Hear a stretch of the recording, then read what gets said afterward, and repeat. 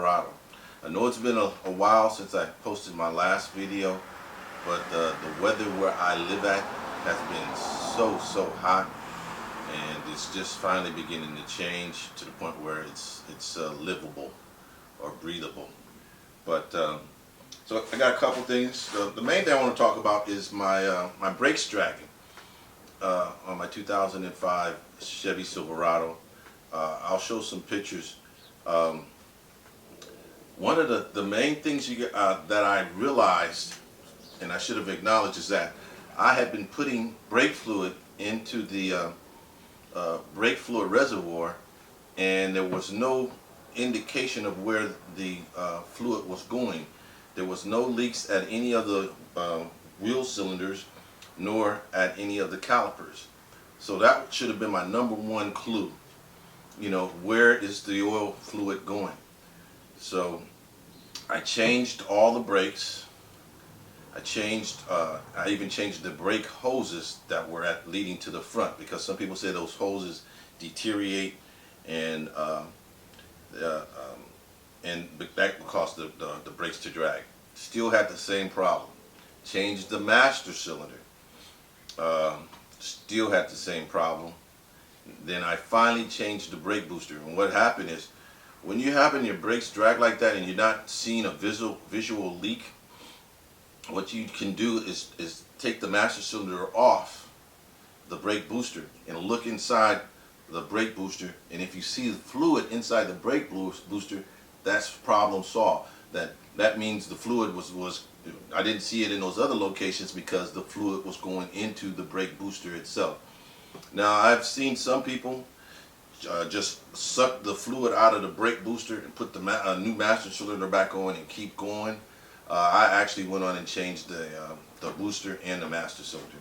And the reason why I have these two tools out here, because the master cylinder, the booster is held to the firewall by 4 bolts, and then there's a pin that connects the brake pedal to the booster. This bad boy right here saved me a lot of trouble, because it's very hard, because the brake booster is kind of like right underneath the steering wheel.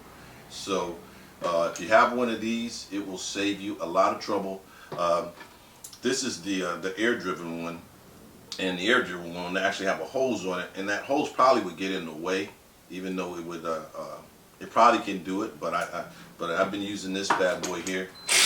It has enough torque on it to loosen and tighten the bolts sufficiently, and so that was the problem. So I ended up changing the master cylinder and the brake booster, because I just didn't want to do it halfway, since I've been all the way through.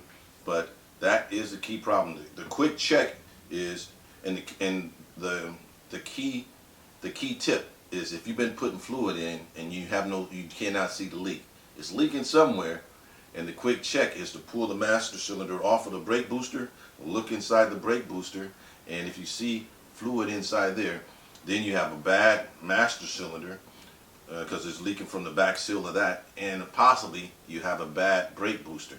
But to be safe, I changed them both. Also, I want to give you a little quick tip about another thing I've been running. I've been running this tire pressure monitoring system. It's a good system. I don't know who's it made by. Let me see, who's it made by. It's an external tire pressure monitoring system. So what it does is it screws onto your valve stems, and then once it's on there, you get you have like your valve stems, and then you have like a little monitoring box that's driven by solar. So you have to mount it on your dash, and it's also driven by USB power.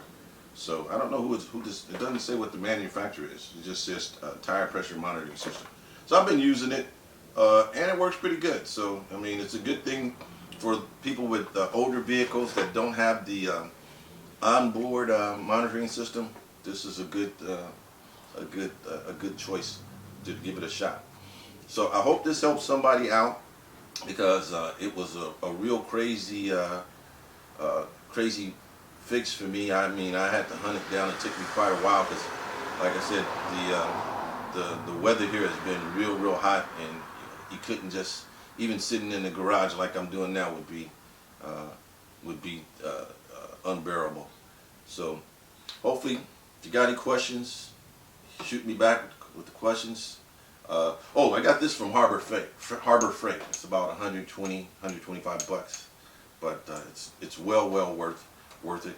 I do have a compressor, but it takes a while for it to fire up. It makes a lot of noise. Whereas this, you plug it and you can take it with you, put it in your pocket.